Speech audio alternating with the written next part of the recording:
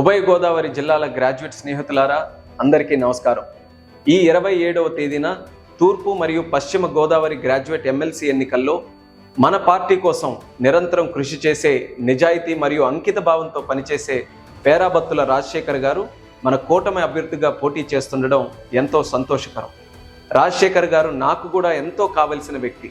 గత 10 సంవత్సరాలుగా నాకు ఒక మంచి మిత్రుడు.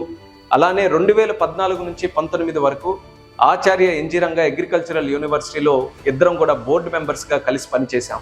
ఆయనకు ఉన్న మంచి మనసు, కష్టపడే వ్యక్తిత్వం, అందరినీ కలుపుకొని వెళ్ళే తత్వం, ఇవాళ ఆయనకు చంద్రబాబు నాయుడు గారి ఆశీస్సులతో ఒక మంచి అవకాశం వచ్చింది.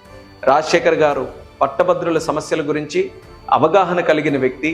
అలానే మంత్రులు, సీనియర్ నాయకులతో మంచి సత్సంబంధాలు కలిగిన వ్యక్తి. మీ సమస్యలు శాసన మండలిలో గలం వినిపించి అలానే వాటిని ప్రభుత్వం దృష్టికి తీసుకొని వెళ్ళి పరిష్కరించే సమర్థుడైన నాయకుడు. అందుకని పట్టభద్రుల ప్రతినిధిగా నిలబెట్టడానికి మనమందరం కూడా ఇదొక సువర్ణ అవకాశంగా తీసుకోవాలి. మీ అందరినీ కూడా అభ్యర్థిస్తున్నాను, బ్యాలెట్ నంబర్ 1 పక్కన మీ మొదటి ప్రాధాన్యతగా పేరాబత్తుల రాజశేఖర్ గారికి మీ అమూల్యమైన ఓటు వేసి ఆయన్ను శాసన మండలి సభ్యుడిగా గెలిపిస్తారని కోరుకుంటున్నాను. మీ రామ్మోహన్ నాయుడు. ధన్యవాదాలు.